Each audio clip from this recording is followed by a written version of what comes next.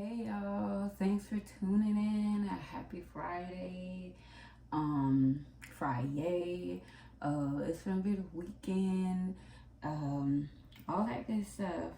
Yeah, so we finna hop right into this. Chris Brown and Sevyn. I think that's how you pronounce her name, Sevyn Streeter. Like I don't know a lot about her, you know what I'm saying? But she definitely does give me some really good vibes. But anyways, yeah, I would also like to thank, let me give my shout outs to Danielle Carter, I believe. She is the inspiration for this video. Um, I think my girl Jux is an inspiration for this video as well. I'm gonna try to answer as many questions I can in this one, and if like too much time passes, I'll do it in another one. Like I'll be splitting these videos up because like I record from my phone. I do have a camera and it's charged upstairs and everything, but sometimes I be too like lazy to pull it out, and I'm still learning how to use it. And like with my phone, I only have like so much storage before like I gotta stop. So yeah, and away we go. Okay, the first card I pulled is the reverse Four of Pentacles. Um, this represents something that it was slipping out of their hands.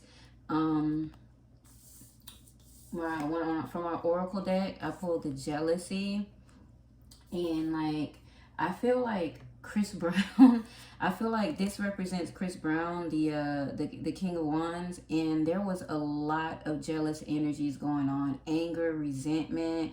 The King of Wands represent. I already said it represents Chris Brown, but like I feel like he had to let go of something that he didn't want to let go of. And like let me put this down, I'm sorry, like my fingernails are still wet. My daughter's just painting my nails or whatever, but yeah.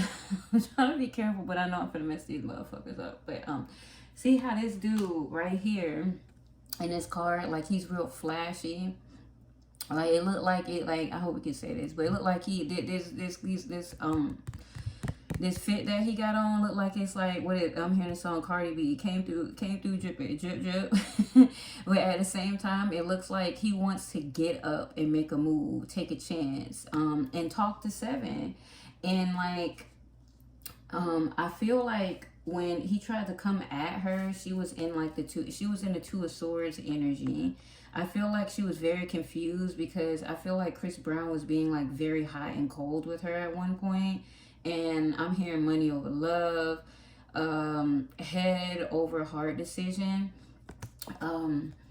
There's another song I'm channeling by A. Marie, and I think it's called Talking to Me.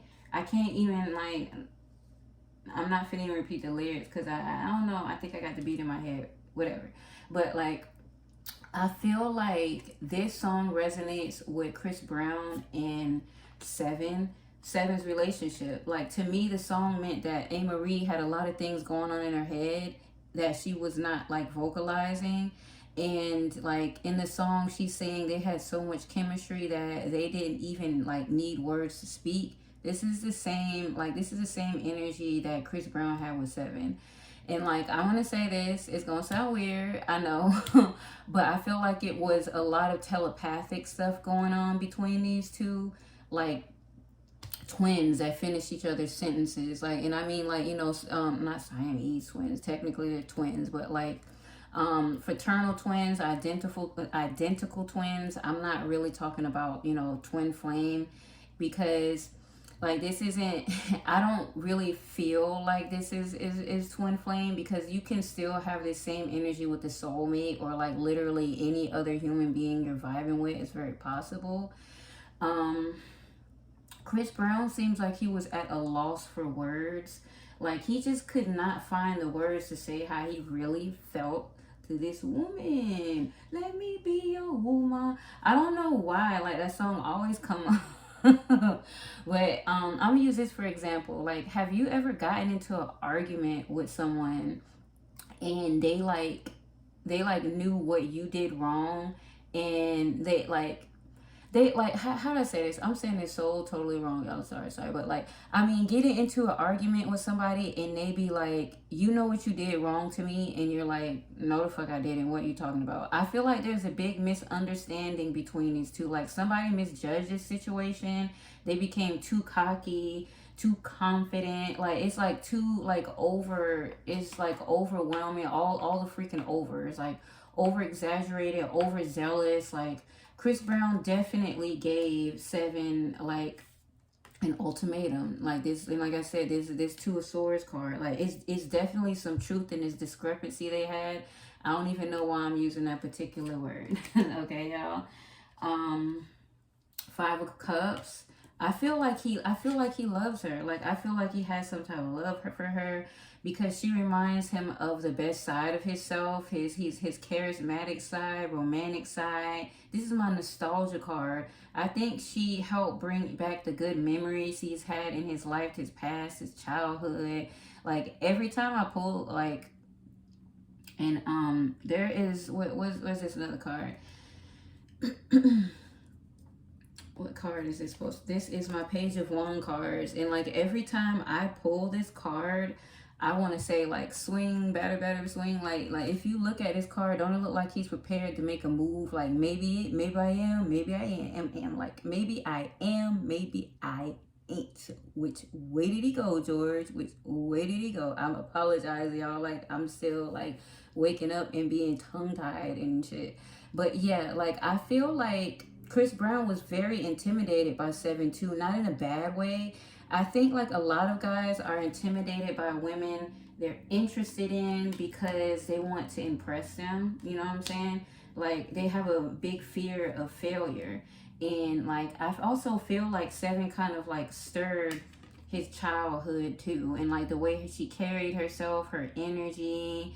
I feel like this situation is messy as hell. Like I'm hearing emotionally like unstable. The Seven of Swords, like is this? I'm trying to like listen, y'all. I'm really trying to make sense of the cards. There's so much many different energies that's like pulling me right now. But I feel like these swords represent women in Chris Brown's life during this time, and like the two swords that he has left behind is baby mama energy. So like I feel like this is Chris Brown like dealing with like a bunch of girls like pushing him to the side, and then having these like two baby mamas left. And like this could have been around the time where you know he was dealing more with Sevyn, and like I'm hearing you know short fused love. It never really got off the ground. Like they both were so busy at the time. I don't think that they never really had a chance to spend you know time with one another. Like one person could have been coming, another person could have been going. You know what I'm saying? Like just busy. Um, as far as Sevyn, I did pull the High Priestess card. Like with her, she makes me feel like she's a very classy woman. She's old school too. And what I mean is she's the type of woman to where like she wants to be courted. She wants the man to make a move. Chris Brown was just moving too slow, y'all. He was moving like really slow, like at a snail's pace. And like in her mind, it just, I don't know. I feel like it just wasn't going the way that both of them either wanted to go. And like when I asked the cards how Chris Brown felt about dark skinned women, I got the reverse. This is my father's wound card. It's reversed. So I believe Chris Brown has some type of motherly wounds because Sevyn is dark skinned, right? And I believe Chris Brown's mama, she is dark skinned. And what I'm trying to say is like a lot of men out here are attracted to women that give them that motherly energy, the same motherly energy that they got from their mother. But like some dudes, when they sense that energy, it can make them go in the opposite direction. It can make them kind of hot and cold, like get confused but at the same time interested, and you know intimidated but don't know what to do. So I feel like with this particular situation, she brought out an energy from Chris that he's not used to giving. You know what I'm saying? Like, I feel like he definitely is a romantic type, but this shit right here is too motherfucking slow. Like, it just was. It was. I'm hearing right place, wrong time. Like, these could have been two people that had met, at the wrong time. And like Chris Brown just seemed like he had a lot of shit going on. He had a lot of stuff on his plate. He had, a lot of people in his corner. Like, look at this. He looked like, I'm surprised he don't got no niggas standing behind him. Like, look, bro, like, you gonna let this bitch do that shit to you right now? Like, he had so much going on that, like, he wasn't being even focusing on love how, he should. And what I mean how he should is like, I feel like it slapped him in the face. So this didn't even get to jump off the ground, y'all. It really didn't. I'm gonna go ahead and let this go, and we're gonna hop right on into the next one. Okay, y'all, part 2. Sorry for that intermission, but like, I had to break that up a little bit. Y'all remember that show? I never really watched it, so I don't know what it's about, but I heard the a theme song, the Seventh Heaven show. Like, it is, I don't even like remember the channel on, but it's a real old school show. Like, all I remember is it represents something spiritual. So some religions believe that seventh heaven is where like God and the angels like reside, like where they be chilling at. And like, I was just talking about Sevyn, and like, you see seventh heaven, Sevyn, like like, she brings out the spiritual side in him too, you know what I'm saying? So when I asked the cards, what does Chris Brown believe in, I pulled the world card. World card is a Taurus card.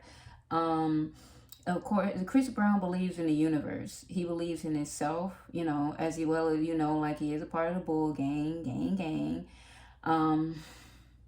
He knows he's a manifester, and he was given a gift through God. And like, I'm using the term God, but I did ask the cards, like, what does God mean to him? And I did pull the Four of Wands. You can see in this card, like, it's two people. Hold on, like, my kitchen, my light. Like, let me get this light on. I should have had this light on, y'all. I'm like so trippy right now. I apologize. But why I have that light on? Why I had that light on? Like, I'm sitting here and I'm in the dark. Yeah, my phone battery is starting to go low. So like, let me like go ahead and like wrap this shit up. Wrap it up, Dave Chappelle. But if you look in this card, you see two people, and like, one's wearing red, one's wearing blue. This kind of reminds me of something biblical. I believe they wore, like, a lot of, characters in the Bible, they wore red, they wore blue robes, red and blue, the American flag, NBA. Like, I feel like this can also represent like Satan and God. Chris Brown seeing them as one. This can represent Christianity. I did say, the Bible. Chris Brown's very inquisitive right now, and he's at a standstill because he's questioning everything that he's like ever learned as far as spirituality, religion, and yeah, like, he's at the hangman right now. He did have I feel like he had a near-death experience that caused him to astral project, y'all. This could have happened when he was in jail or prison. I don't know if Chris Brown's ever really been in prison, but like, unfortunately, this is a time where astral projecting will happen the most to a person, because it's normal to go stir crazy if you sit in a spot for a long period of time. Like, look at how antsy people was when like COVID began. Like being at home 24/7 during COVID, some people felt like it was a jail experience, and it's like, it's natural to want to escape when you're going through a rough time. A lot of people in jail do turn towards spirituality and religion because they feel like it's all that they have to keep them going, right?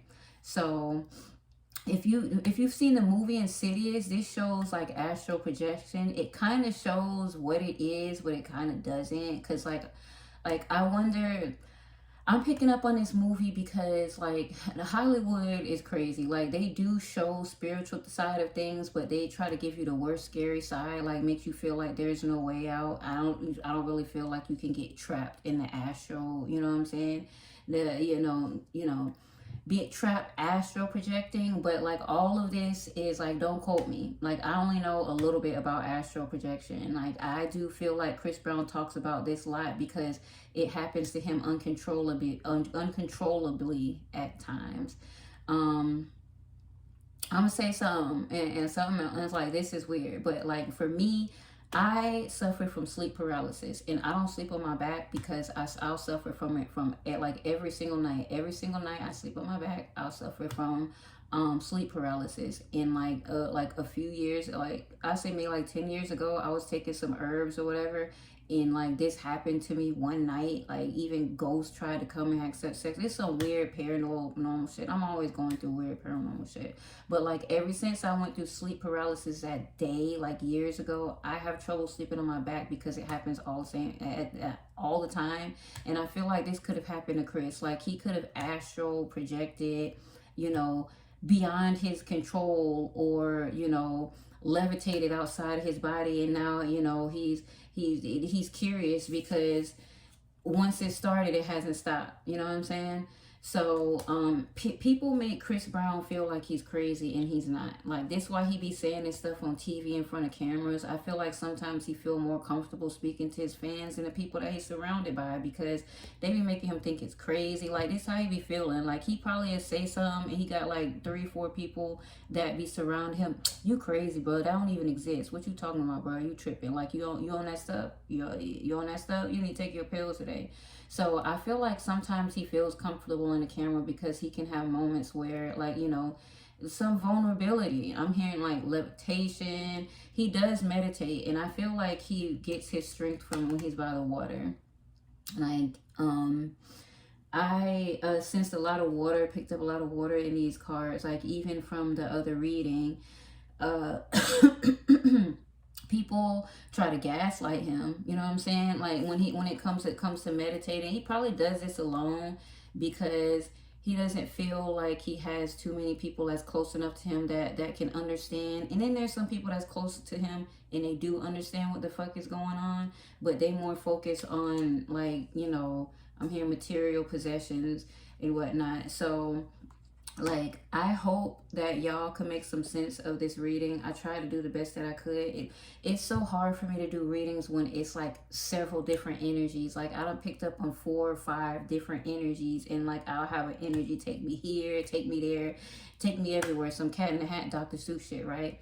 So I hope you enjoyed this video. Be sure to check out the next one I'm going to post right here. If you missed this, my 18 and up Breezy Brown, his bedroom antics. And thanks again. Love y'all. Bye.